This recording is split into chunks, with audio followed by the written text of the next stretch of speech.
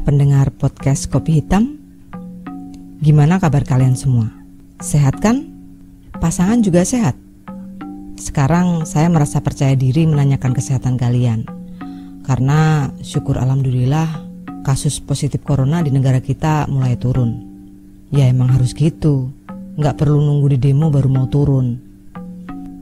Malam ini saya akan membacakan cerita tentang istri tua bagian 2.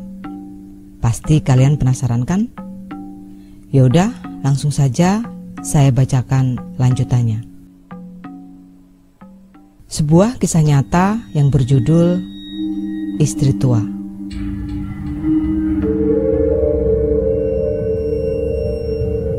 Malam hari di kampung kami biasanya sepi, karena di sini belum ada listrik.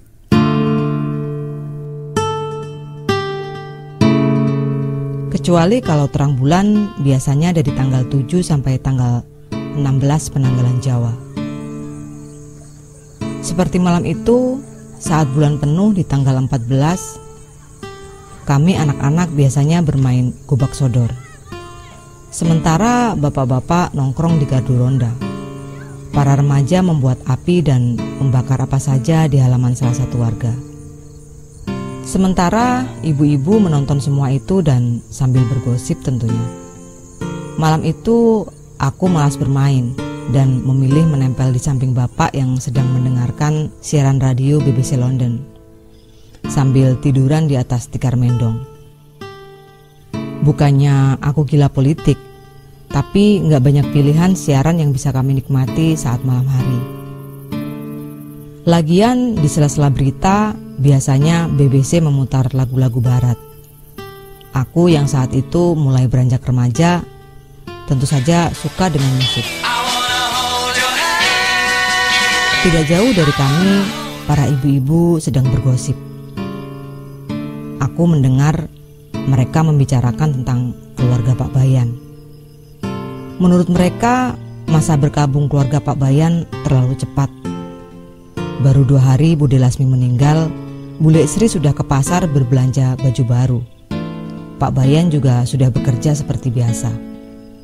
Sementara anak-anaknya, mereka belum mengerti tentang arti kehilangan. Katanya juga, tadi sore Bule Sri sudah mengobrol di rumah tetangga seperti biasa. Seperti tidak terjadi apa-apa. Dari arah jalan, Kang Jum, salah satu tetangga kami, menghampiri kami, lalu duduk di samping bapak yang sedang tiduran. "Kapan datang, Jum?" sapa bapak sambil bangun dari tidurnya. "Tadi subuh, Mas," jawab Kang Jum sambil mengeluarkan rokok lintingan dari saku celana komprangnya. "Lah, pulang merantau kok rokoknya lintingan?" seloroh bapak. Kang Jum hanya membalas dengan senyum kecut. Beberapa saat kedua laki-laki itu membisu. Kang Jum sibuk dengan lintingannya, sementara bapak memutar-mutar tombol di radio mencari gelombang siaran lain.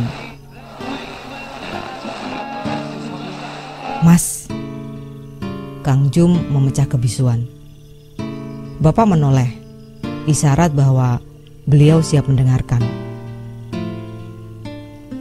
"Aku kepikiran soal meninggalnya Bude Lasmi. Rasanya kayak gak percaya, gak masuk akal." Kang Jum mulai berbicara dengan serius. "Ya, umur manusia gak ada yang bisa nebak loh, Jum.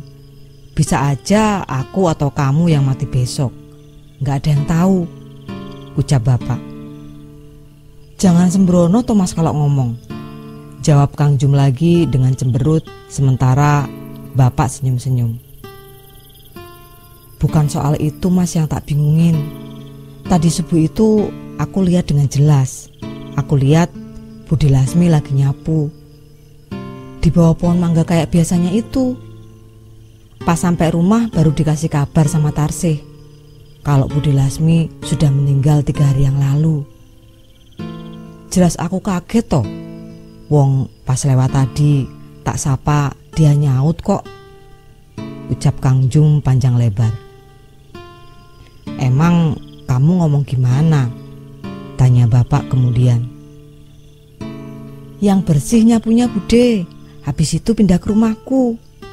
"Gitu Mas," jawab Kang Jum. "Terus?" tanya bapak lagi sambil menahan senyum. "Dia bilang, ya udah besok tak pindah ke rumahmu ya." "Gitu Mas," jawab Kang Jum sambil memasang tampang serius. Bapak tertawa dengan jawaban Kang Jum. "Setauku Bude Lasmi gak punya selera humor loh Jum, apalagi basa-basi.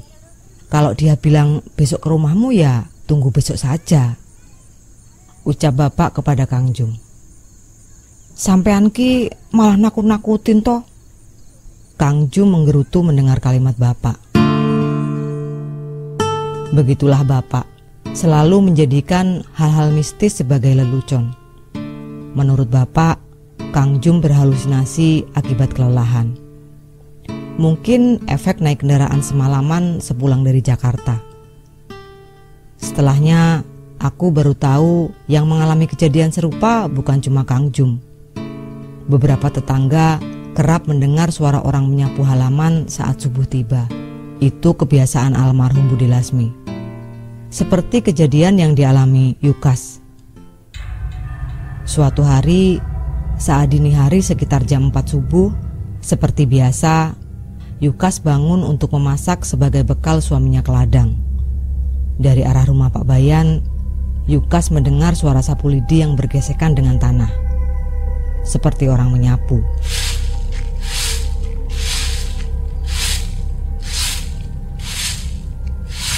Sebenarnya itu bukan kali pertama Yukas mendengar suara seperti itu sejak Bude Lasmi meninggal. Pada awalnya Yukas belum menyadari bahwa itu hal yang ganjil, karena sejak dulu memang selalu seperti itu. Bude Lasmi selalu bangun sebelum subuh dan langsung menyapu halaman samping menggunakan sapu lidi. Suara sapu lidi Bude Lasmi sudah menjadi bagian dari ritme kehidupan Yukas setiap bangun tidur.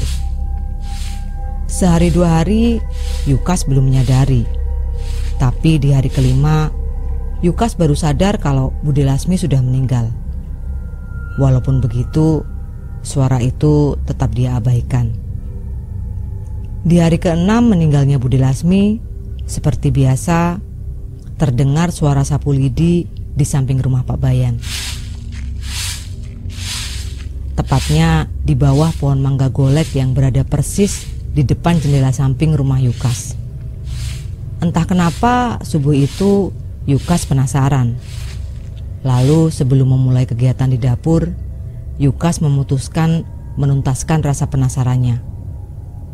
Dengan mengendap-endap, Yukas berjalan mendekati jendela papan yang menghadap pohon mangga milik Pak Bayan. Perlahan, Yukas membuka kain bekas karung beras sebagai pengganti kain tirai.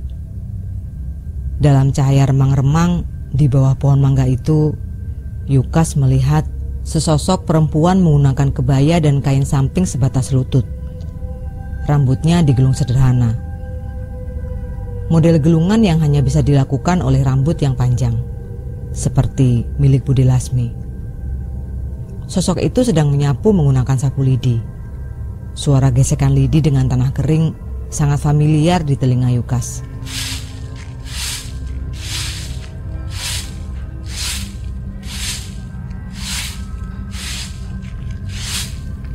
Yukas menajamkan penglihatannya, memastikan bahwa yang dia lihat itu manusia, bukan hantu.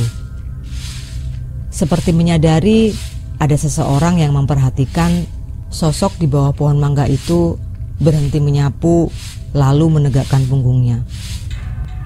Dengan sangat perlahan, sosok itu menoleh ke arah jendela rumah Yukas. Yukas panik. Dia tidak siap mendapatkan kepastian dari sosok yang sedang berusaha dia pastikan.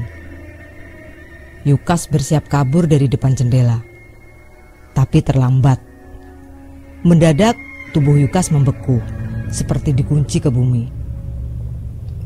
Bahkan untuk sekedar memalingkan muka pun Yukas tidak mampu. Dia cuma bisa terpaku ke arah sosok di bawah pohon mangga yang perlahan menoleh ke arahnya. Dan anehnya, meskipun saat itu hari masih gelap, wajah sosok itu terlihat jelas dari jendela Yukas. Wajah seorang perempuan berumur 50-an dengan muka yang pucat, mata yang merah, dan dia tersenyum menyeringai ke arah Yukas. Yukas syok. Dia jatuh terduduk di ubin tanah. Itu memang Budi Lasmi. Lebih tepatnya, hantu Budi Lasmi. Hari itu juga dia meminta suaminya supaya memaku rapat-rapat jendela samping rumah yang menghadap ke rumah Pak Bayan. Lain lagi cerita Lek Karso. Beliau yang mencari rumput untuk sapi-sapi Pak Bayan. Biasanya Budi Lasmi menunggu Lek Karso sembari membersihkan kandang diiringi siaran radio yang menayangkan lagu-lagu Jawa. Sampai seminggu setelah kematian Budi Lasmi, Lek Karso tidak mengalami apa-apa. Tapi di hari ke-7 sore itu, waktu dia meletakkan rumput-rumput di tempat pakan, terdengar suara radio yang menyiarkan request lagu-lagu Jawa.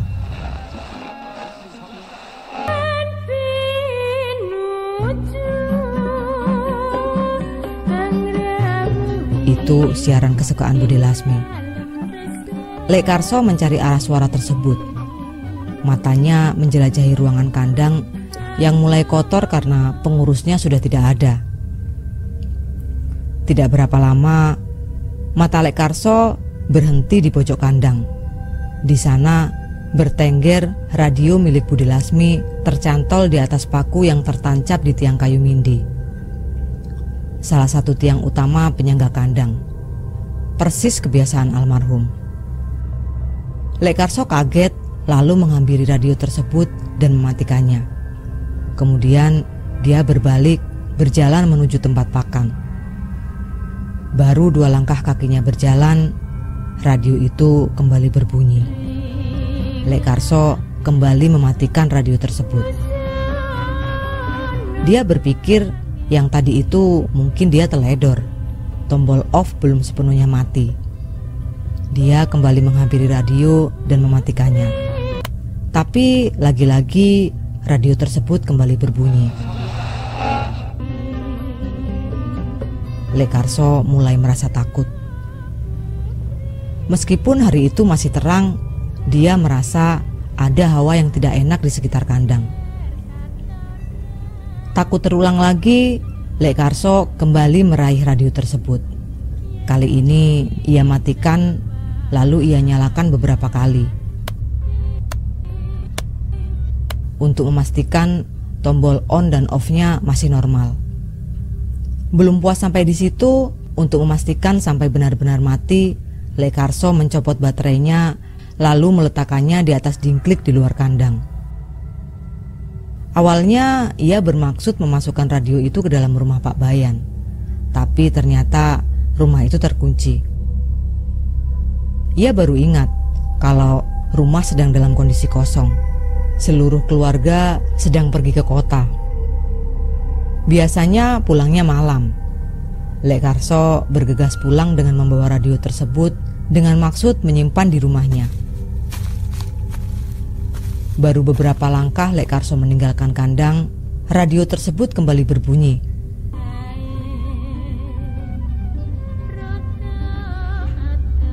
Seketika Lek Karso kaget dan melemparkan radio tersebut sambil berlari pulang.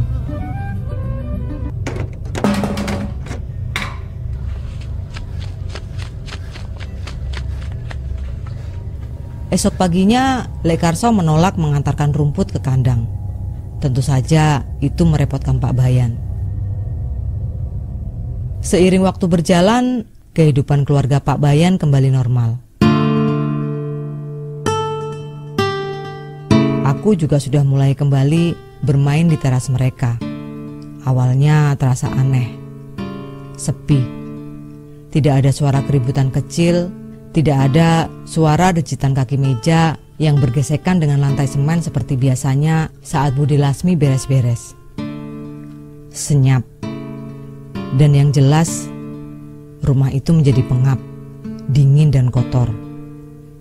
Kotoran kelelawar mulai sering kami temukan saat kami sedang bermain. Makin kesini makin banyak. Baunya yang busuk akhirnya membuat aku berhenti bermain di teras itu.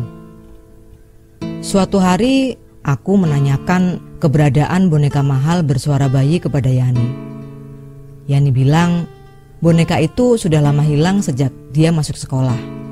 Itu berarti sekitar 3 tahun yang lalu. Karena saat kejadian itu, Yani sedang duduk di kelas 3 SD. Aku merasa aneh. Seingatku, boneka itu ada di bawah jendela saat kejadian meninggalnya Budi Lasmi. Itu baru sebulan yang lalu. Lalu suatu hari, aku diam-diam pergi ke belakang rumah Pak Bayan, bermaksud mencari boneka yang terakhir aku lihat ada di bawah rumpun pisang kepok di samping kandang sapi. Cukup lama aku menyibak rerumputan yang mulai tinggi di sekitar rumpun pisang. Tetap saja boneka itu tidak berhasil kutemukan. Seiring waktu berjalan, gosip tentang Budi Lasmi perlahan mulai hilang dari obrolan ibu-ibu di kampung. Meskipun suara orang menyapu masih sering didengar oleh para tetangga yang sudah bangun di jam 4 pagi. Juga suara radio itu. Tapi tidak ada satu orang pun yang berani membicarakan tentang hantu Budi Lasmi kepada keluarganya. Baik itu kepada Bule Sri maupun kepada Pak Bayan. Alasannya sudah pasti karena segan dan terkesan tidak sopan.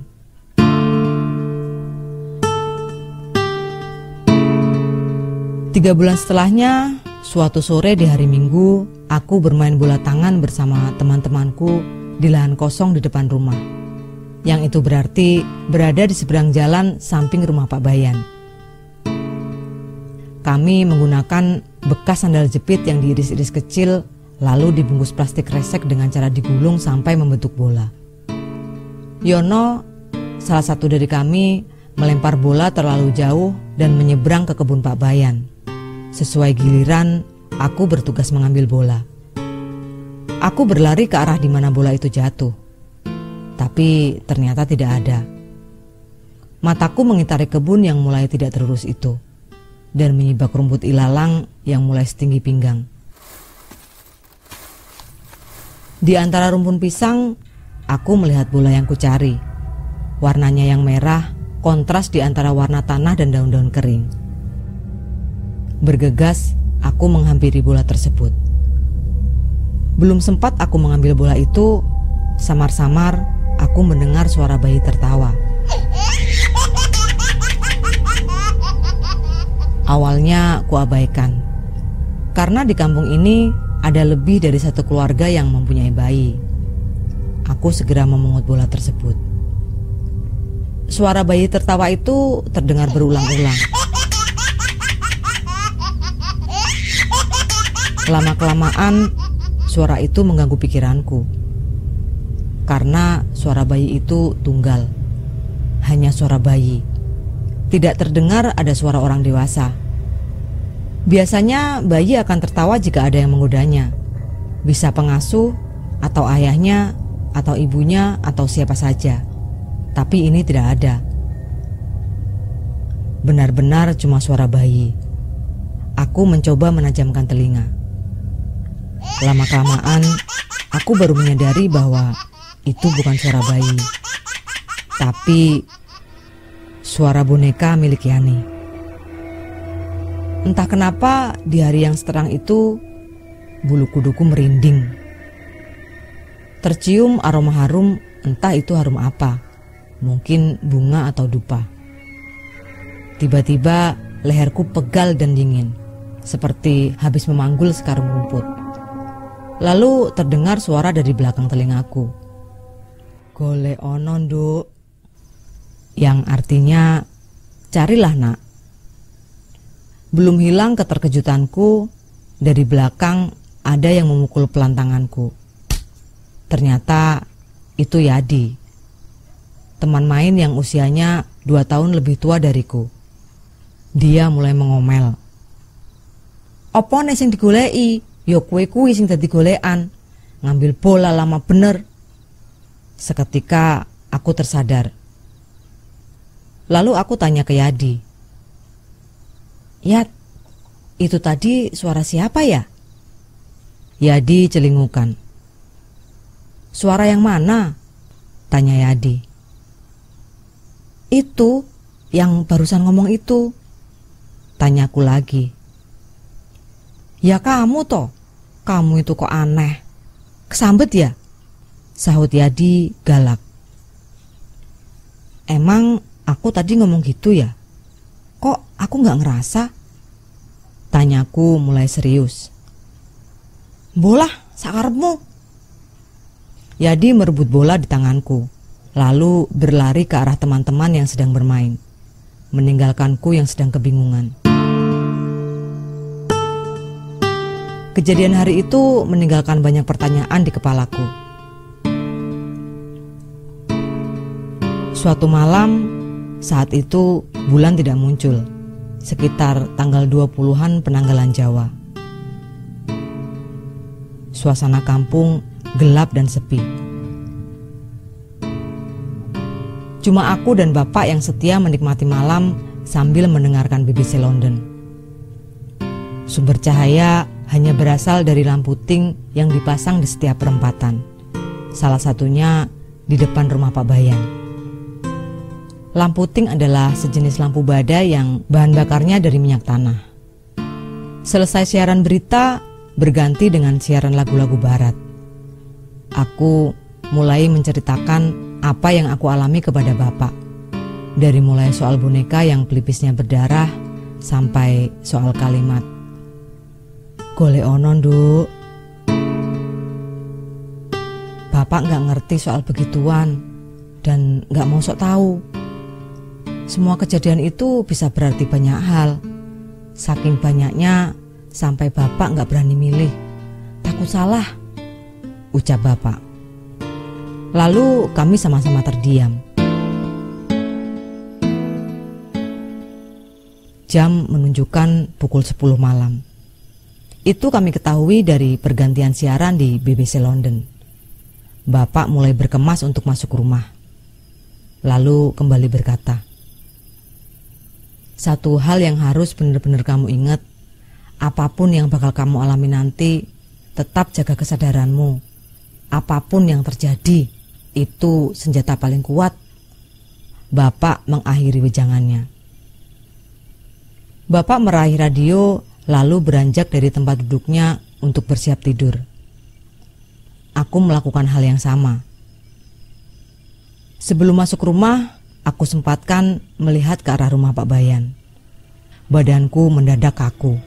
Rasanya seperti saat aku mencari bola sore itu. Di bawah cahaya lampu ting, aku melihat siluet tubuh perempuan. Berkebaya dan berkain selutut dengan rambut digelung sederhana tanpa tusuk konde. Jantungku berdetak kencang. Aku ketakutan setengah mati. "Pak." Suaraku parau memanggil bapak tanpa mampu memalingkan wajah dari pemandangan menakutkan itu. "Apalagi?" tanya bapak. Aku tidak mampu menjawab, hanya tanganku menunjuk ke arah ting di depan rumah Pak Bayan. Bapak mengikuti arah pandangan mataku. Beberapa saat bapak menatap ke arah siluet itu, lalu berganti menatapku. Diulanginya sampai 3 kali. "Bapak gak tahu apa yang kamu lihat. Udah masuk aja. Ingat pesan bapak tadi, jaga kesadaran." Kalimat bapak menyadarkanku. Esok malamnya atau 2 malam setelahnya aku lupa, untuk pertama kalinya aku mengalami yang namanya lindihan atau sleepy paralysis dalam bahasa medis. Kondisi di mana kesadaran kita tinggal setengah dan setengahnya lagi tidur. Aku biasa tidur bertiga di ranjang tanpa kasur dengan kakak dan adik perempuanku. Malam itu, di antara tidur dan terjaga, aku melihat Budi Lasmi ada di kamarku. Ia menatapku, mukanya datar tanpa ekspresi. benar-benar tanpa ekspresi. Dan justru ekspresi seperti itulah yang paling mengerikan. Aku mendengar dia berbicara, tapi bibirnya tidak bergerak. Awalnya aku tidak paham dengan apa yang dia bicarakan, karena aku lebih panik dengan kondisi tubuhku yang entah kenapa tidak bisa digerakkan. Entah pendengaranku yang salah atau tidak, aku mulai paham dengan apa yang dia bicarakan. Dia bilang aku harus mencari, tapi tidak jelas apa yang harus aku cari. Selain itu juga, dia bilang seseorang harus tahu. Siapa seseorang itu, aku juga tidak paham. Dia memanggilku dengan sebutan Nduk Cah Ayu. Selebihnya, aku tidak paham dengan apa yang dia bicarakan. Begitu kesadaranku pulih, sayup-sayup dari arah ruang tamu terdengar suara dalang memainkan wayang kulit. Dening salah setunggaling senopati ning Pandhawa ingkang asipat pawestri nggih punika Purnimi. Itu berarti ini malam minggu dan pasti sudah lewat tengah malam. Karena siaran wayang kulit disiarkan setiap malam minggu jam 12 di sebuah stasiun radio lokal. Salah satu siaran favorit Bapak. Aku bangun dengan membawa bantal dan meninggalkan kedua saudariku, lalu bergabung dengan Bapak. Tidur beralaskan tikar di lantai tanah di ruang tamu.